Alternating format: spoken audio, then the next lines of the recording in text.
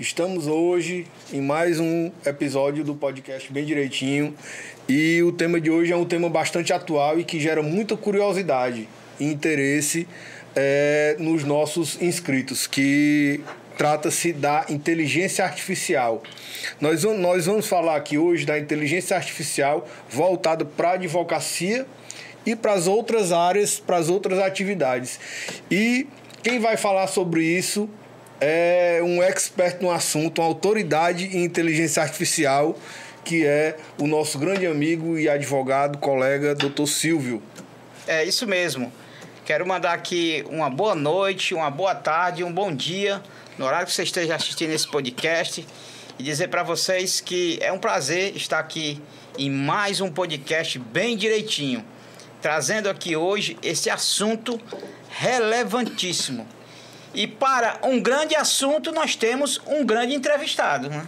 Dr. Silvio Vieira está aqui para falar sobre inteligência artificial voltado para a advocacia, mas não só para a advocacia, porque a inteligência artificial hoje está em todos os ramos e categorias sociais e profissionais. E a gente começa esse podcast especial perguntando: Dr. Silvio Vieira, quem é você? Rapaz, o Silvio Vieira é um apaixonado por aprender.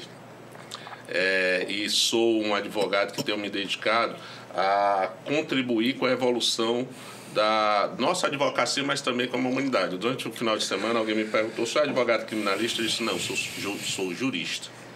Eu sou um cidadão que eu procuro saber a essência do direito, os princípios que regem a humanidade, e conhecendo os princípios que regem a empatia entre seres humanos, a gente começa a descobrir que a essência da nossa profissão é a ética. E a partir da ética a gente constrói o quê? A gente constrói novos modelos de lidar dia a dia. E é por conta dessa... E essencialmente a maior preocupação de hoje em dia com a inteligência artificial é justamente usá-la com ética. Porque se você quiser construir uma bomba atômica, ele ensina. Então, essencialmente, o Silvio hoje continua sendo apaixonado por conhecimento. Eu pretendo, no meu dia a dia, compartilhar o conhecimento com os amigos.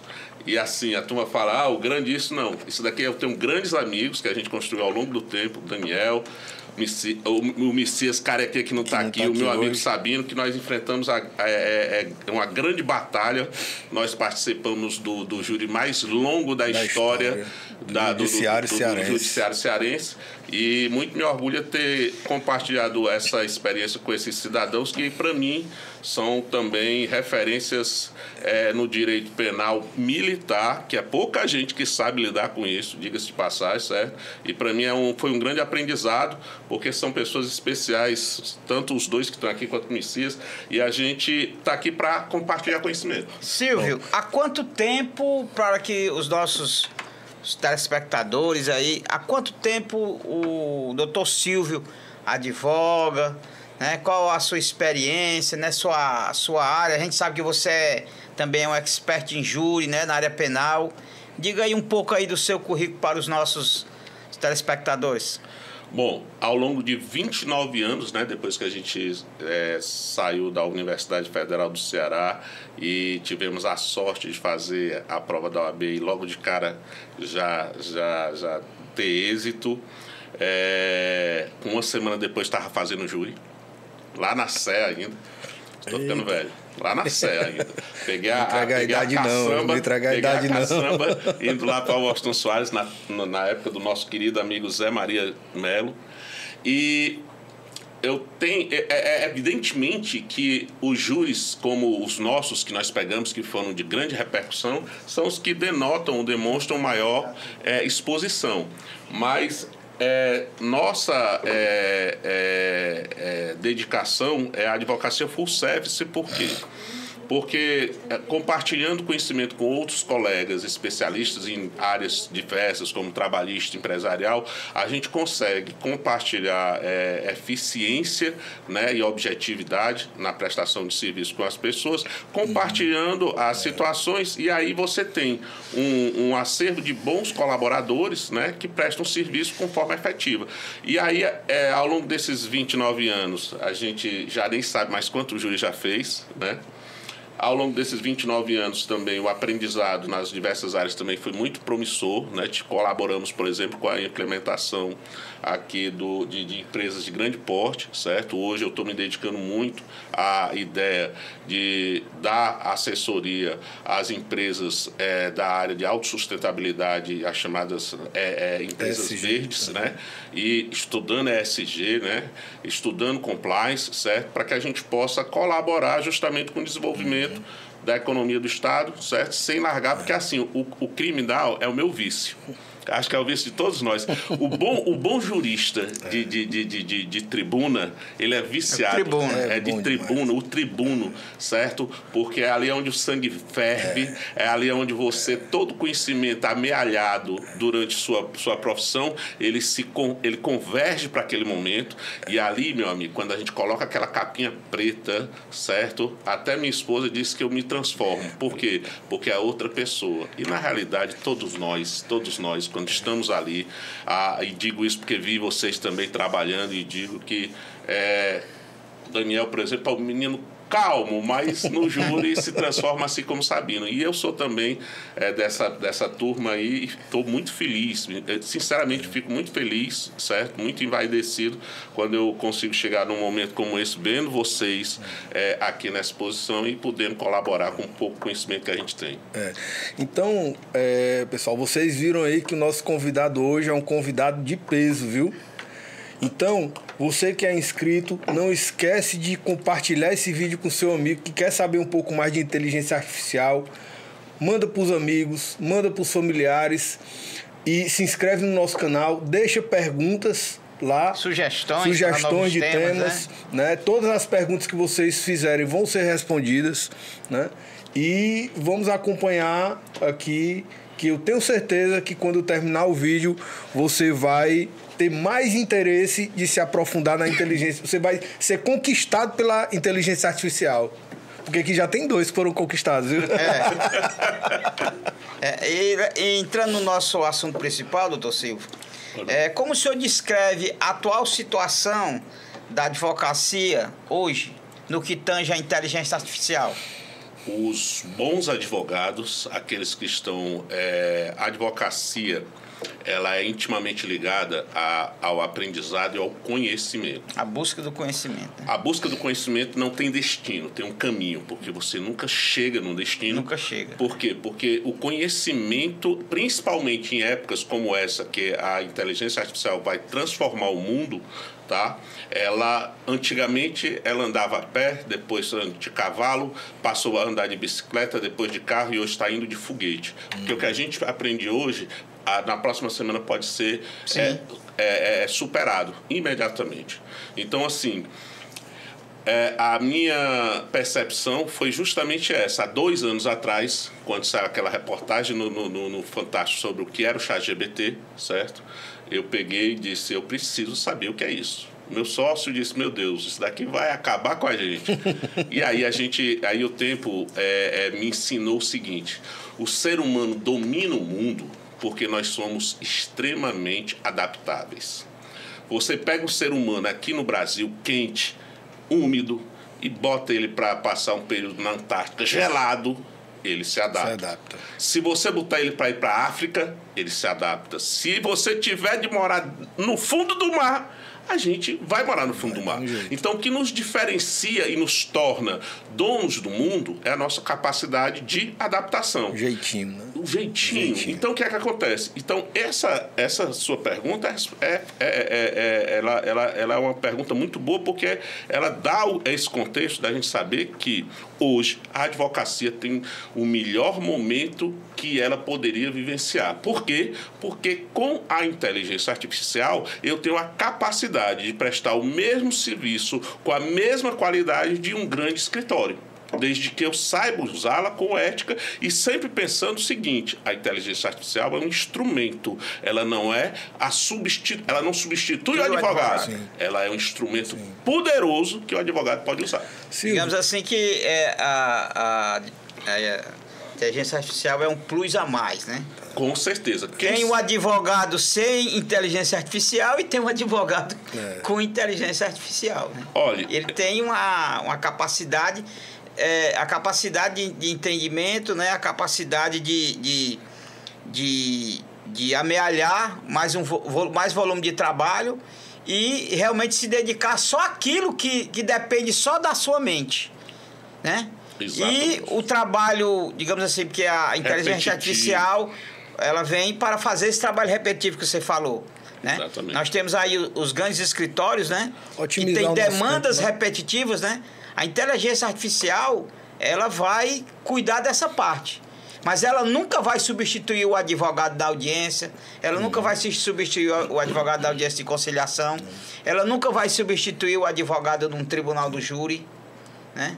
Sempre vai ter que ter a mente na frente. Até porque quem criou a inteligência artificial foi a mente humana, né? Exatamente. Silvio, e nesse cenário de evolução da advocacia, que a inserção da inteligência artificial na advocacia nada mais é do que a evolução, né? Vamos fazer um contexto histórico, voltando para a minha velhice. Comecei a advogar numa máquina de escrever manual, Olivetti, verdinha. E aí veio as máquinas de escrever elétricas. IBM, azulzinha. Depois a gente descobriu o cabeção, que era o PC. Para comprar um PC, cara, você passava 2 anos pagando. IBM, Mac, né? Era ou não era? Mas quando você chegava daquilo, caramba, né? E aí depois a gente passou para os notebooks, aí depois veio a internet de escada, lembra da internet de escada, né? Rapaz, a internet você de ficava escada, de madrugada, né? Era o melhor momento, né? Vamos entregar a idade mesmo hoje aqui. Entendeu? E aí, o que acontece? A cada tempo, há uma evolução, certo? Agora, e essa é a ideia, de que hoje, certo? Essa talvez seja a nova revolução industrial. Como assim? Os parâmetros do que a gente pensava antes de necessidade de grandes escritórios, dos antigos medalhões, os homens que cobravam um absurdo de dinheiro, essas coisas tudo. Não, os grandes escritórios hoje estão trabalhando com a coisa chamada mineração de documentos. Hoje um atendimento pode ser totalmente... Chatbot. Através de chatbot você tem um atendimento automatizado, a demanda já chega para o advogado devidamente pronta, certo? E aí você tem o quê? Você tem o trabalho apenas de analisar, que é uma obrigatoriedade. Agora baixou uma norma recente da Ordem dos Advogados do Brasil, determinando quais são as condições, certo? E as regras para a utilização da inteligência artificial. Inclusive, eu tive o grande prazer de fazer uma das primeiras peças, certo? Sob a dinâmica dessa situação dessa nova norma.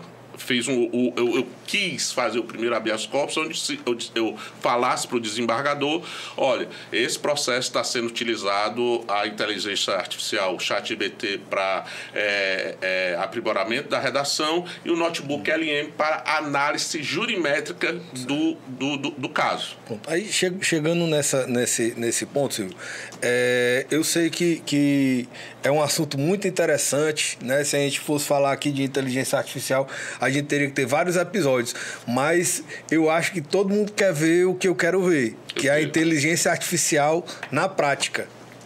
Na prática, vamos lá. É assim, ao longo do tempo, certo? Vamos na prática, né? Vamos começar por aqui. Se chega um processo para análise do nosso escritório, certo? E aí eu vou só ligar aqui a Wi-Fi. Deixa eu pegar aqui o Wi-Fi daqui. Posso usar a sua senha de Wi-Fi? Qual seria a senha? Aí também... Silvio, na sua visão, quais seriam os principais desafios para a inteligência artificial hoje para os advogados? Qual o principal desafio? Cara, primeiro de tudo é quebrar o estigma do preconceito. Sim. Há um equívoco, e já no início da minha utilização com o ChatGPT, eu percebi que havia um certo preconceito de que se o advogado estivesse utilizando a inteligência artificial, ele estava abdicando da função dele como gestor do caso. Não é assim. E quem usa... Está trapaceando, né? E quem usar a inteligência artificial dessa forma está equivocado, certo? A inteligência artificial, ela desenvolve a tua capacidade de análise. Porque, por exemplo, se eu pegar... Vamos para um exemplo prático aqui. Se eu pegar aqui um caso... Aqui eu pego o notebook LM, que é... Ela está dizendo que eu estou offline aqui. Notorium. Vamos lá. Conectando Estúdio aí. 2. Estúdio do Notório Play, viu? Fazendo aqui o Fazendo merchandising aqui. Deixa eu ver aqui. Aí o CN é maiúsculo? Não. Aí eu quero ver porque tem um amigo do Silvio aí de nome Rui que tá só ouvindo a conversa. Doido pra aparecer. Ouvindo a conversa que apareceu. Tá doido pra aparecer. Não foi possível conectar-se a essa rede. Doido pra aparecer o Rui. Então, deixa eu botar a minha rede. Doido pra aparecer o Rui. Silvio, quais conselhos, não diria conselho, mas que habilidades os advogados... Eu, graças às nossas conversas, eu já comecei a me enveredar nesse caminho aí da inteligência artificial, né? Então já sei alguns atalhos. Já começou a dar os primeiros passos. Mas né? assim, vamos lá, os advogados jovens já têm um contato maior com tecnologia, então vai ser bem mais tranquilo para eles, né? Essa adaptação. Mas aqueles advogados mais experientes, né? Que não tiveram esse contato tão grande com a tecnologia. Que habilidades esses advogados mais experientes vão precisar ter para conseguir desenvolver um trabalho, a sua advocacia utilizando a inteligência artificial? Aí é o grande pulo do gato que a inteligência artificial ela vem estabelecer. Por quê? Ultrapassado esse paradigma de que a gente tem que utilizar de comandos, de sentar no computador para poder falar, não. Esse é o grande pulo do gato. A partir do uso da Alexa, que é assim como o Google Smart, é o assistente, o que é que acontece? Você tem uma interação de voz. E aí, para o advogado antigo, a inteligência artificial como o ChatGPT, certo? Ela permite que você interaja com ela, certo? E faça questionamentos. Essa situação que eu vou mostrar para vocês aqui com o uso do notebook LM é uma situação em que eu posso pegar um processo com mais de 300 páginas, 500 páginas, 1000 páginas e vou fazer uma análise do processo. E o advogado experiente, ele economiza tempo. E ele vai ter um olhar mais sensível. Por quê? Porque ao passar páginas, hoje em dia todos os processos são digitalizados. A gente vai trabalhar com PDF. E para você, muitas das vezes, para você analisar um PDF é cansativo e às vezes você acaba errando, porque aquele pequeno detalhe passa despercebido. Não é isso? Quando você utiliza um sistema de um algoritmo matemático que tem mais de 140 milhões de algoritmos matemáticos, e aí a gente está falando como se fossem pequenos neurônios trabalhando para você, Aí, o mesmo advogado mais antigo, ele hoje consegue, certo, estabelecer um ritmo de trabalho mais acelerado, aumentando a produtividade, certo, e com mais efetividade, desde que ele saiba utilizar aqueles filtros que a inteligência artificial precisa. A inteligência artificial nada mais é do que um excelente estagiário que não erra no português, que tem uma análise do processo, né, muito boa. Hoje, por exemplo, eu posso estabelecer a análise de um processo levando em consideração a metodologia, certo, positivista de Hans Kelsen. Aí é onde entra os seu estagiário velhos advogados, como eu, certo? Conhecedores da filosofia do direito, podemos, em parceria com a inteligência artificial, estabelecer um sistema de análise dos nossos processos utilizando os filtros mais relevantes, como Hans Kelsen, como César Beccaria, como Michel Foucault, para análise de determinados processos. Então, digamos que você é um advogado da área do direito trabalhista. Pega o Youssef Carrali. E aí você vai pegar e dizer, olha, se você fosse o Youssef Carrali e tivesse esse fato para analisar, qual era a solução que você daria? Você está entendendo? Então, o que é que acontece? Para os advogados... Eu sou um advogado que tem 29 anos de carreira. Tenho 54 anos de idade, 29 anos de carreira. Tudo diria para mim que eu sou antigo, mas eu não sou velho, ou seja, eu não posso pegar, certo, e dizer que vai ficar preso. Então, para o antigo advogado, e naquele curso que vocês estiveram lá na palestra, tinham jovens advogados que foram surpreendidos pela dinâmica do uso da inteligência artificial. Verdade. Aí o que é que acontece? Nós estamos nessa transição, mas para o advogado experiente, que tem todo um conhecimento amealhado ao longo do tempo, e ele consegue utilizar a inteligência artificial com a operacionalidade que ela oferece, ele se torna uma bomba atômica no direito. Está entendendo como é? Já o jovem advogado, ele pode utilizar a inteligência artificial para errar menos. Porque, convenhamos, quando a gente começa a advogar, a gente pensa que sabe tudo. E a gente erra muito. Por quê? Porque a gente não tem, às vezes, falta até a humildade de dizer, eu ainda tenho aqui meus primeiros passos, eu preciso aprender. Só que o jovem advogado, ele está tendo a oportunidade de, inserido no mundo digital, certo? Estabelecer uma relação com essa tecnologia com maior facilidade do que nós que temos que, como eu disse, a nossa profissão tem uma certa... nossa profissão é muito formal. Né? É muito, muito formal. E aí há um pecado de, às vezes, pensar que não. A gente conhece colegas advogados que ainda fazem a petição na caneta. E aí é o grande problema. Essa questão que o doutor Daniel falou sobre o advogado mais experiente, o advogado que já está na nossa idade, o cinquentão, né? Ele acha que ele, por ser cinquentão, quer dizer que eu vou jogar lá tudo lá no ChatGPT, ele vai resolver tudo para mim. Mas ele tem que ter em mente, Silvio, que o ChatGPT, ele também deve se alimentar do conhecimento daquele advogado experiente. Com certeza, com certeza. O ChatGPT, ele também nos dá a oportunidade de a gente compartilhar o nosso conhecimento.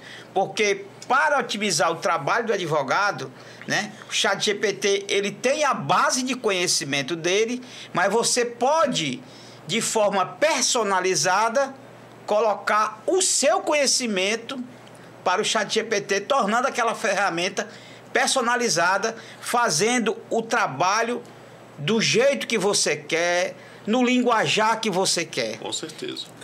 Então, assim, essa é a grande sacada. Os novatos dominam, mas às vezes ele não tem o conhecimento jurídico e a expertise que um advogado de 50 anos tem para fazer com que o ChatGPT faça uma peça processual melhor do que aquele advogado que só está com 2 anos na carreira. Aí é que está a grande diferença, e eu acho que é o seguinte: o ChatGPT, Bard Gemini, Notebook LM, todas as inteligências artificiais que são, a gente chama de inteligência artificial generativa. Certo? Elas são como se fosse uma grande biblioteca disponível, certo? Que só vai operacionalizar com a mão humana. Ou seja, sem a intervenção do ser humano para dar humanização a esse sistema, certo? Ele vai dar respostas frias, sem personalidade e com pouca efetividade. Então, assim, eu comprei muito prompt, né? Tinha uns livros aí com 1000 prompts, 300 prompts. Quando eu fui ver, eram inefetivos. Ou seja, eles não tinham... Porque, entenda, a nossa profissão, a advocacia, assim como a maioria das profissões liberais, como engenheiros, arquitetos, médicos... que também hoje já estão utilizando já estão utilizando as inteligências artificiais.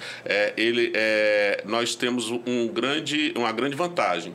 O tempo nos aprimora, somos como vinho. Quanto mais o tempo passa, mais aprimorado nós estamos. E quanto mais aprimorados somos, aí eu tenho que dizer, somos mais caros. Por quê? Sim. Porque o tempo é o senhor de todas as verdades. Então, até na nossa profissão, tem muito cara que entra e não se sustenta. Por quê? Porque a nossa profissão ela é extremamente...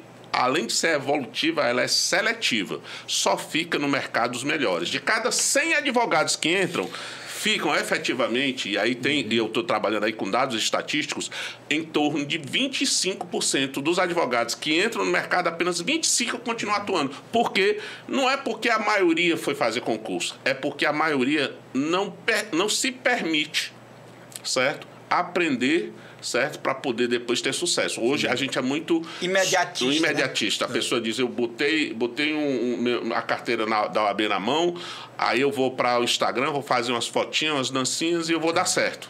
Eu vou enricar. Aí é onde tem o que eu vivo brincando, o namoro, né? O amor é o seguinte, a gente se interessa pela aparência, mas se apaixona pela essência. Ou seja, o advogado é a mesma coisa. Você pode ter uma aparência excelente, mas se você não tiver profundidade, se você não tiver conhecimento, você não se sustenta no mercado. Então, assim, esse cidadão aqui é um cara que eu conheço há muito tempo e ele transcende as profissões, porque ele começou do outro lado do balcão, né? Sendo policial, mas aí imagine, ele vem de lá para cá e traz toda a experiência de quem viu a situação por dentro e hoje ele tem a experiência de ver o que é certo, o que é errado. Né? Exatamente. Então, olha só, o aprendizado que se tem ao longo do tempo. A filosofia ou a cultura asiática ela é muito boa, oriental, nesse ponto, porque eles têm um dizer que diz que um provérbio que fala que se você tem um velho dentro de casa, você tem um tesouro de conhecimento. Sim. Por quê? Perfeito. Porque ele vai te indicar os caminhos onde ele errou para você não errar. Sim, então, sim. Silvio, quais as tarefas ou atividades que a inteligência artificial ela otimiza, não só no trabalho do advogado, mas no trabalho também de outras profissões, porque hoje a inteligência artificial ela está em todos os setores, né? Mas como você é um advogado, e aliás, um excelentíssimo advogado, o que é que, na sua visão, o que é que a inteligência artificial otimiza mais no seu trabalho, que você pode destacar? Ela me ensinou a ser racional. Temos um grande problema, que é assim, o cordel vermelho da nossa toga nos diz que somos muito apaixonados. Sim. Mas quando você vai analisar qualquer fato, seja ele jurídico ou comercial, ou engenharia, ou de planejamento, você precisa estabelecer uma coisa chamada mapa do caminho que você vai seguir. Eu tenho um livro chamado A Arte da Guerra Aplicada à Advocacia, e a primeira coisa que eu aprendi com o Sun Tzu antes de entrar numa batalha, planeje. E nesse ponto, a inteligência artificial te permite ter um planejamento certo do caminho que você vai seguir, de acordo com o que você quer chegar, aonde você quer chegar e o tempo que você quer percorrer isso, ela pode te estabelecer quais são os caminhos que você tem que percorrer para atingir aquele objetivo. Vamos lá para uma situação muito simples, que foi a que eu falei agora na feira de inovação que teve no Centro de Convenções. O pessoal me perguntou, isso dá para aplicar na administração pública? Aí vamos lá.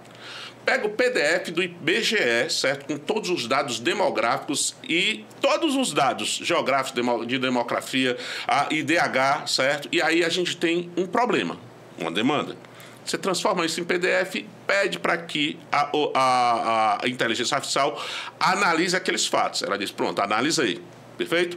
O meu objetivo é reduzir, certo? Por exemplo, certo? O número de crianças fora da escola. Sim. Diante das experiências que tem no mundo, certo? E diante das experiências exitosas que existem em determinados locais. Aí você precisa pesquisar para dizer quais são os locais que vai Fornece acontecer. essas informações, conhecimento ao IA. Levando em consideração esse fato de sucesso, eu quero reproduzir na minha administração. É possível? Aí ele vai analisar aquela referência que você deu e ele vai dizer o caminho que eles seguiram foi esse e para você eu preciso de mais informações. Normalmente você vai se enfrentar. E quais são as informações? IDH, ou seja, Índice de Desenvolvimento Humano. Por exemplo, estratificação socioeconômica, ou seja, quantas pessoas ganham um salário mínimo, menos de um salário mínimo, tudo. Com todas essas informações alimentadas na inteligência artificial, ela vai, de forma algorítmica e matemática, estabelecer uma regra que ela vai dizer, olha, com a experiência que você me deu, com as referências que você me deu, dentro da sua realidade, eu consigo te dar esse caminho a percorrer. A partir daí, você vai comparar com a realidade da sua cidade e vai estabelecer um caminho. Na pior das hipóteses, certo? Você vai aprimorar, certo, sua política pública. Sim. Por quê? Porque você não é mais uma questão de opinião, é uma questão de raciocínio matemático. Raciocínio, lógico, matemático puro. Silvio, eu e o Sá, nós tivemos o prazer de participar da sua palestra, que, aliás, não só eu, mas todo mundo que esteve lá teve o prazer de participar dessa palestra. E, assim, eu fiquei fascinado quando tu começou ali a colocar aquelas inteligências artificiais. Eu quero fazer um logo, eu quero fazer um mapa mental, eu consigo fazer um vídeo só com palavras, né? Então, assim, eu fiquei realmente fascinado. E eu queria que se fosse possível, você fizesse isso aqui pra gente. Prática, mostrasse. Aqui, o Notebook LM. O que mostrasse aqui para quem está nos assistindo. O Notebook LM. Como eles podem aplicar a inteligência artificial no cotidiano deles. Bom, na prática, né? Eles vão lá. aprender bem direitinho. Vocês vão começar aqui. Vocês vão levar a primeira picada do mosquito da inteligência artificial agora. Pronto. Primeira coisa que eu vou compartilhar com vocês, né? E aí são os meus alunos e diga-se de passagem, brilhantes alunos, né? A gente está aqui e eu vou mostrar para vocês agora uma relação das inteligências artificiais que nós temos disponíveis, né? Que essa daqui é a big lista, certo? De inteligências artificiais que existem na esfera de conhecimento. Existe um sistema de colaboração entre inteligências artificiais, certo? Desenvolvida para que cada um possa apresentar, certo, a sua colaboração para desenvolver cada uma delas, tá? E na palestra lá, você disse que todo dia são lançadas 30 novas... No mínimo 30 ou mais inteligências artificiais. São lançadas diariamente. Diariamente. Então, assim... Quanto a gente está falando aqui... Para quem quer conhecer, esse aqui é o site do iExplorer, né? Exatamente. Pronto. Para você que quer conhecer logo o nascedouro, né? Isso. Acesse aqui, né? O site iExplorer, que é justamente o site que consegue compilar. A atividade desse site é justamente compilar todas as inteligências artificiais. E a grande vantagem é que ela se separa por área de atuação. Por exemplo, você ficou interessado no meu amigo Ideogram, por exemplo, certo? Eu vou pegar o Ideogram. Ele é um gerador de imagens. Aí o que é que acontece? Você está querendo fazer uma imagem. O que é que você vai fazer? Você vai pegar... Você vai fazer a logo do seu escritório, você vai fazer a logo da sua empresa. O engenheiro quer fazer uma logo para sua atividade, né? Exatamente. Aí o que é que você faz? Você vem aqui, tá? E você tem uma ideia na cabeça. O atual logotipo da nossa empresa, certo? Que é o leão, certo? Primeiro, porque eu o vejo como um representante de justiça.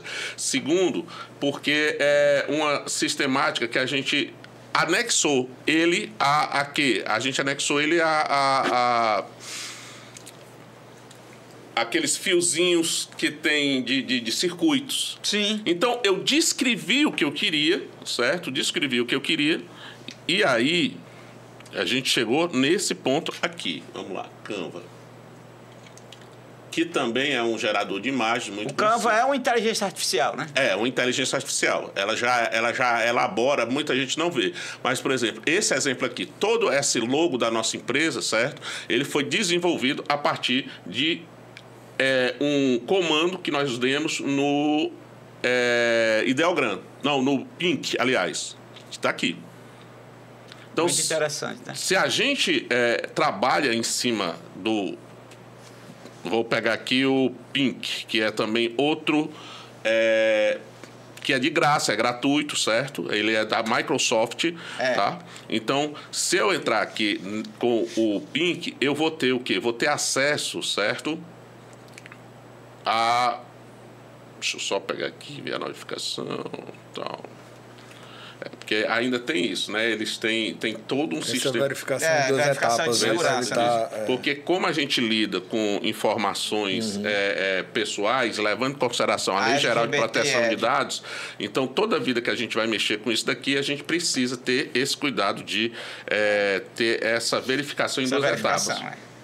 LGPD.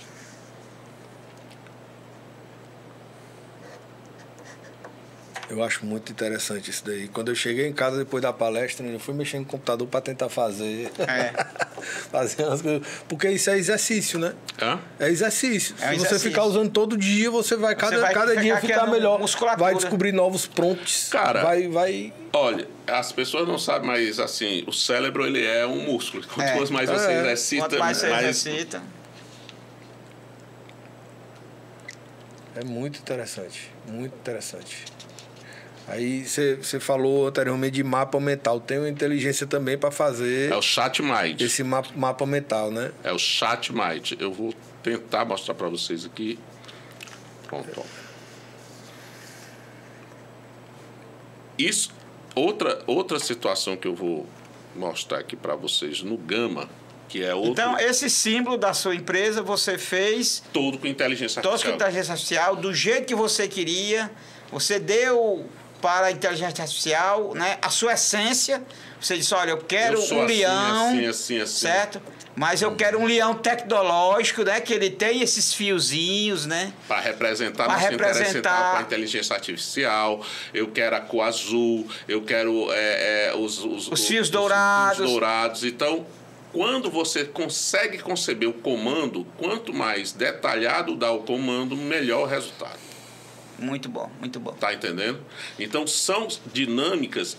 Esse outro aqui que eu estou apresentando para vocês, que é o Gama, é a essência das palestras. Por quê? Porque no Gama, certo, você dá um comando do que você quer da palestra e ele consegue pegar e te dar o resultado, assim... Essa aqui são várias palestras que já foram feitas pelo Gama. Exatamente. Por exemplo, isso daqui foi uma palestra que o pessoal da faculdade me pediu para fazer, certo? E eu sentei de noite já e falei sobre isso. Esse daqui foi aquela sua sugestão, aliás. Lá na palestra, né? Na palestra. Essa daqui foi sugestão do Sá. E foi feito o quê, Sá? Em 10 minutos. Foi. Menos do que Menos isso. que isso, Menos né? que isso. Então, o grande potencial é, como o Sá acabou de falar, nós temos a grande capacidade de compartilhar conhecimento. Essa é a grande sacada. E assim, eu vejo com a inteligência artificial que nós não vamos mais precisar nos preocupar em ter uma grande banca de advogados para pegar vários processos. Cara, aí é outra coisa que a gente está discutindo, que é o seguinte: o que foi que eu vi? Me preocupei em inserir o advogado nesse mundo novo. O Supremo Tribunal Federal já tem sua inteligência artificial, que é o Vitor. O STJ já tem suas inteligências artificiais, são duas. O Tribunal de Justiça já tem sua inteligência artificial. O Ministério Público tem. A Receita Federal tem. E o PJE é uma inteligência artificial do Conselho Nacional de Justiça. Às vezes o advogado que acha que está fora do mundo da inteligência artificial, ele acessa o PJE e não sabe que ali é uma inteligência artificial. É justamente por isso que está tendo essa transição do ESAG para o PJE. Por quê? Porque para que eles tenham a mineração das ações do começo ao fim, eles têm que se utilizar de um canal que possa ser centralizador. Então, o PJE, como é sobre a responsabilidade do CNJ, ele integra todo o Sistema Nacional de Judiciário. E lá na frente, as pessoas não sabem, mas quando tu entrar com recurso especial extraordinário, quem vai admitir e inadmitir o teu recurso é a inteligência artificial. E assim... Dentro do princípio dos recursos repetitivos. Exato. Aí você vai estabelecer... Aí ele estabelece quais são os filtros, súmula 7, súmula 282 são súmulas que determinam a inadmissão. E as que são mais ofendidas dos recursos. Exatamente. Né? Mas aí tem outra dinâmica, que é o seguinte. Com inteligência artificial, você consegue analisar a jurimetria dessa admissibilidade e, quando for confeccionar a sua peça, estabelecer o parâmetro que vai superar a súmula. Então, entenda, se eu tenho uma inteligência artificial com algoritmo matemático fazendo análise da admissibilidade, eu posso, do meu outro lado, criar uma inteligência artificial que possa analisar esse algoritmo matemático e convencê-lo. Eu acho muito interessante essa tua iniciativa, Silvio, de desmistificar a inteligência artificial na advocacia, porque eu acho um equívoco a gente pensar que não tem advogado não usa inteligência artificial, quando nós sabemos que os grandes escritórios de São Paulo, que Brasília, os ministros, né, os desembargadores hoje todos todos eles já usavam, só que era restrito.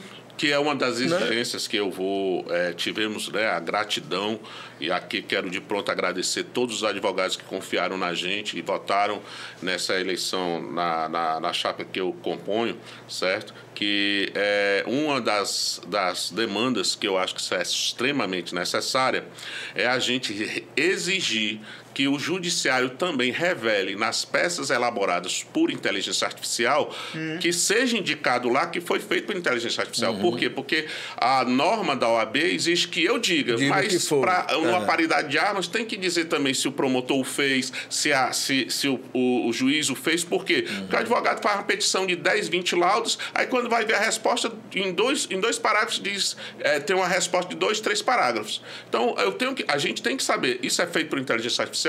Sim. Por quê? Porque o sistema todo é automatizado. Por exemplo, os atos ordinatórios são feitos por inteligência artificial. Qual dos advogados vai acreditar que um despacho que rodou 3 horas da manhã foi feito por um ser humano? Pois é. Não existe isso. Como é que as pessoas ficam imaginando que aquele recurso que entrou lá no Supremo Tribunal Federal, que aquele ministro famoso despachou em 10 minutos depois? Não existe. Mas entenda, não é desonesto. Não é desonesto. É o uso da inteligência artificial. É você ter a quantidade absurda de processos para dominar, certo? Não é desonesto você utilizar a inteligência artificial como um instrumento para otimizar a sua resposta. Otimização. Porém, é desonesto não dizer. Sim. Certo? Porque eu não tenho problema nenhum em dizer, olha, eu uso o ChatGPT diuturnamente. Eu uso o notebook LM como agora. Eu vou mostrar para vocês, porque que o notebook LM, no caso, certo? Ele faz uma análise do processo. Pronto. Vamos dizer que isso aí seja um trabalho básico. Né? Um trabalho de entrada. Eu peguei um processo, um cliente me contratou e disse, olha, fulano de tal entrou com a representação contra mim, entrou com o processo contra mim, eu queria que o senhor fizesse sua análise. Como é que a gente mostra aqui para o nosso telespectador um trabalho inicial, né? Internauta. Acaba entregou a idade dele de novo, viu, Silvio? Telespectador. Telespectador, internauta. Pronto. Seguidores, né? Olha, seguidores. Nesse caso aqui, nós já temos um PDF, certo? Que foi... Eu peguei o PDF... Já joguei aqui. Já anexei, certo? E aquele lá tá anexado ali? Exato, tá certo? Na lateral. Esse PDF aqui, certo? Ele já é um processo. Já é um processo. Certo? Então, ele diz assim, acessar a conversa, descreva a organização criminosa e tal. Aí ele vou pegar e vou perguntar para ele aqui o que é isso. E ele vai me dizer. Ele leu um processo que já está com 1.800 páginas e ele está fazendo a leitura desse processo para ele me dar um relatório do processo. E ele vai me dizer, certo? O que é que tem nesse processo? Não de ninguém, não, né? Não tem como. Mas aí tá aqui, ó. Aí ele já me disse qual é rivalidade, estrutura, liderança, membro, prisão preventiva. Então já sei aonde eu vou pesquisar. Ele me dá, inclusive, as páginas onde está citado o fato. Quando eu passo aqui em cima, ele vai me dizer o que é que tem em cada página, separadamente. Diante disso, certo? O que é que eu vou fazer? Eu vou pegar e em vez de ler as 1.810 páginas, nessas páginas tem ato alteratório, tem ofício, tem intimação, coisas que não interessa. Despacho repetido. Às vezes não interessa, porque a falta de uma intimação, a falta de uma situação onde você não tem, aí não foi feita dentro dos parâmetros da norma processual penal, eles passam em branco. Então, o que é que acontece? Eu posso pegar e dizer o seguinte, perguntar para ele assim, analisando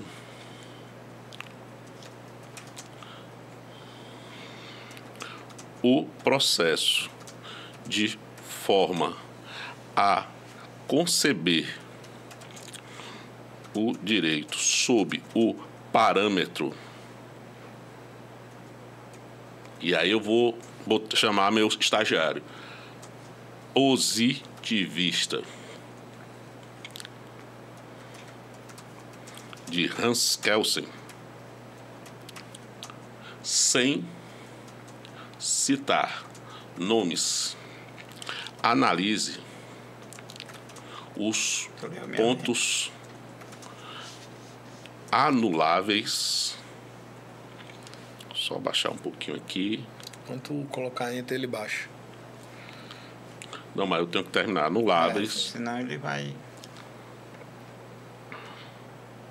Anuláveis da acusação. Vamos ver o que é que ele vai me dizer. Eu coloquei um filtro. Sim. Por quê? Porque sem citar nome, filtro, essa é a personalização. Parâmetro positivista é outro filtro. Exatamente. Então, eu estou buscando... Aí ele vai me dizer, certo? Ele vai me dizer o quê? Ele vai dizer que os pontos em que a acusação é frágil. E aí ele disse... Conversa telefônica comprova. A acusação se baseia em conversa telefônica entre os réus para comprovar a associação que não é plano do crime. Às vezes pode questionar a legalidade da obtenção e utilização dessas conversas, alegando que não houve autorização judicial prévia ou que a prova foi obtida por meio ilícito. A defesa também pode contestar a autenticidade e integridade das mensagens, alegando possível manipulação ou adição do conteúdo. Aí ele sempre vai ter... Prova digital. É crucial ressaltar que a análise acima se concentra em potenciais pontos de nulidade e validade desses argumentos será determinada pelo juiz, no caso concreto, a acusação e a defesa apresentará suas alegações de provas e o juiz decidirá com base na legislação. Então, o que é que acontece? Esse daqui é uma análise fria e matemática de um processo real.